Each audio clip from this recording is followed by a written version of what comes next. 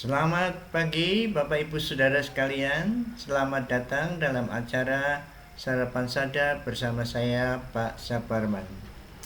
Sarapan kita pada pagi hari ini diambil dari Matius 21 ayat 33 sampai dengan panjang ini sampai dengan ayat 42. Nah, panjang sekali. Iya.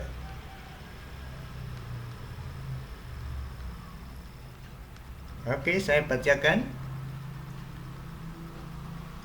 Matius 21 ayat 33 sampai 42. Demikian firman Tuhan. Dengarkanlah suatu perumpamaan. Yang lain adalah seorang tuan tanah membuka kebun anggur dan menanam pagar sekelilingnya. Ia menggali lubang tempat memeras anggur dan mendirikan menara jaga di dalam kebun itu. Kemudian ia menyewakan kebun itu kepada penggarap-penggarap, lalu berangkat ke negeri lain. Ketika hampir tiba musim petik, ia menyuruh hamba-hambanya kepada penggarap-penggarap itu untuk menerima hasil yang menjadi bagiannya. Tetapi penggarap-penggarap itu menangkap hamba-hambanya itu.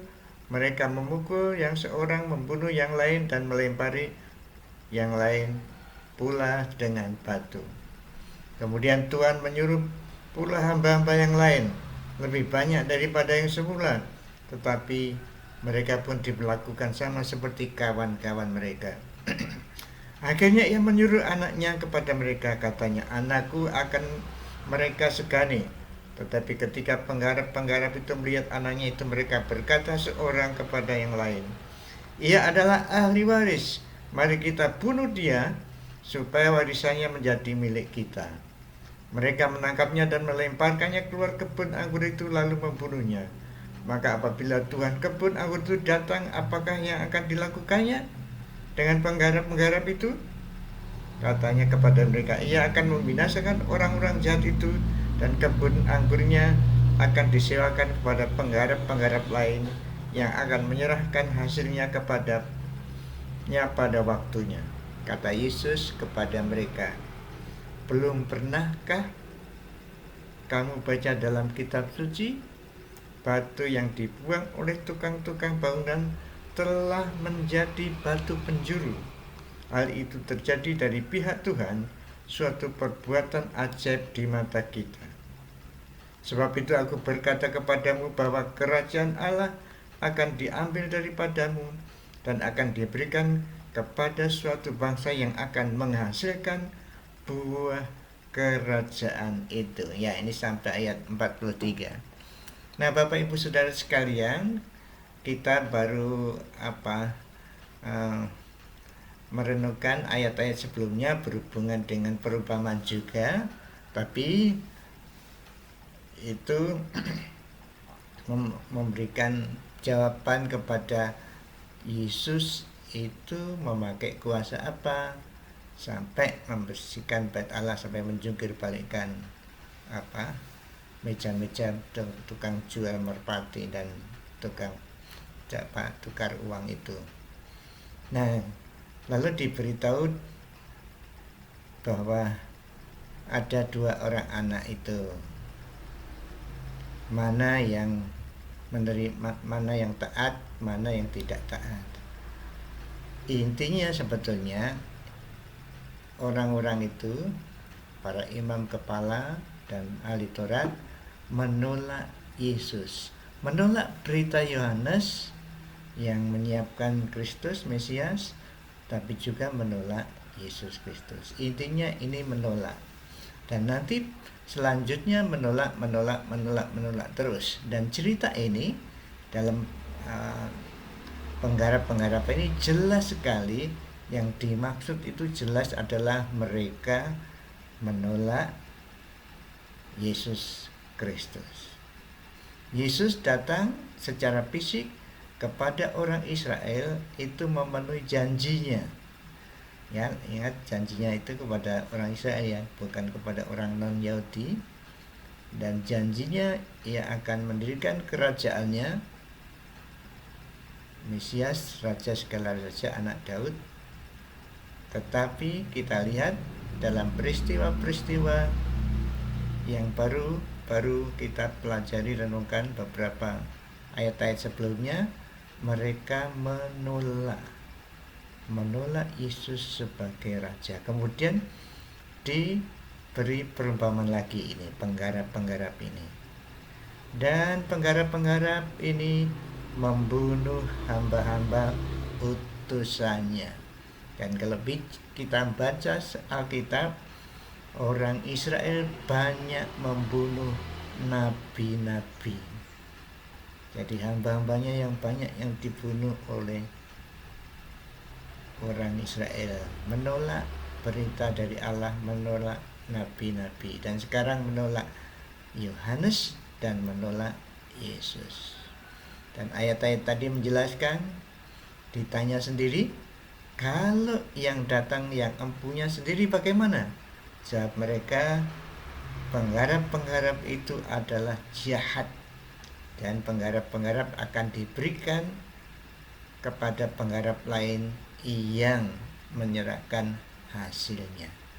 Jadi jelas sekali Israel menolak Yesus, maka Yesus akan diberikan kepada orang lain. Nah, itulah yang disebut kita sekarang gereja. Tuhan Yesus ditolak Israel, kemudian Tuhan Yesus mendirikan yang namanya jemaat, yaitu orang-orang, bukan orang Yahudi saja, orang-orang yang percaya kepada Tuhan Yesus sebagai Tuhan dan Juru Selamat. Inilah penggarap kebun anggur Allah yang sekarang. Memang nanti Israel, kalau penggarap kebun anggur yang sekarang, yaitu gereja, itu telah sampai pada waktunya, gereja akan diangkat Tuhan di awan-awan. Tuhan Yesus akan datang mengangkat gereja, maka kembali lagi Tuhan berhubungan dengan Israel. Tapi itu nanti. Sekarang yang beri tanggung jawab untuk menggarap kebun anggur ya dunia ini, untuk mereka supaya mendengar berita keselamatan adalah gereja. Orang-orang yang percaya kepada Tuhan Yesus sebagai Tuhan dan Juru Selamat, itu adalah penggarap-penggarap. Jadi Bapak Ibu Saudara dan saya punya tanggung jawab menggarap dunia ini untuk menghasilkan buahnya. Dan buahnya tentu yang dimaksud adalah orang-orang percaya yang lain. Ada orang yang pernah mengatakan, mengapa Tuhan menyelamatkan manusia lewat manusia? Caranya lewat manusia ya, yang menceritakan manusia yang sudah percaya. Mengapa tidak pakai malaikat saja? Saudara, malaikat belum pernah diselamatkan. Dia tidak tahu rasanya diselamatkan itu, jadi tidak bisa bersaksi dengan tepatnya.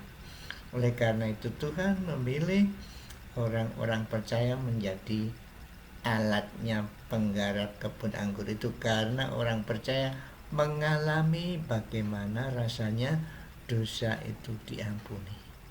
Jadi Bapak Ibu Saudara, mari dalam hidup kita bertanggung jawab atas garapan kita kebun anggur, yaitu orang-orang yang belum percaya. Mari melalui ucapan kita, tindakan kita menggarap dunia ini untuk menghasilkan buahnya, yaitu orang-orang percaya. Mari kita berdoa. Tuhan, terima kasih Engkau mempercayakan kepada kami untuk menggarap dunia ini, supaya dunia ini bisa percaya kepadamu sebagai Tuhan dan Juru Selamat. Oh Tuhan, hari ini biarlah pikiran kami, ucapan kami, tindakan kami merefleksikan sebagai penggarap-penggarap, sehingga Kami menjadi berkat bagi orang sekitar kami, orang yang melihat kami, orang yang mendengar kami. Terima kasih Tuhan Yesus atas kehormatan melayani Engkau. Dalam namamu kami berdoa dan mengucap syukur. Amin. Selamat beraktivitas Bapak Ibu Saudara. Jangan lupa COVID belum selesai. Mari kita pakai masker kalau pergi, jaga jarak, kurangi mobilitas, dan sering cuci tangan. Tuhan Yesus memberkati Bapak Ibu Saudara dan saya. Amin.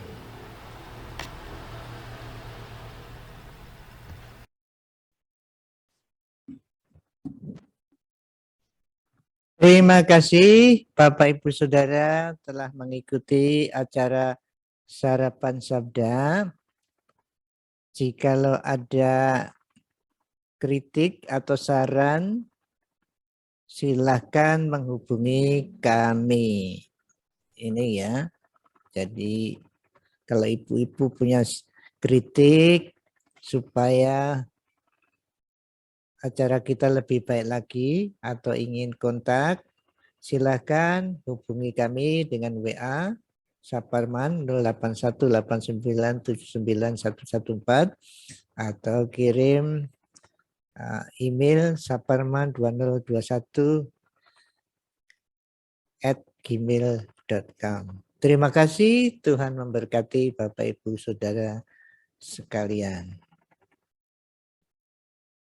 Tuhan memberkati. Amin.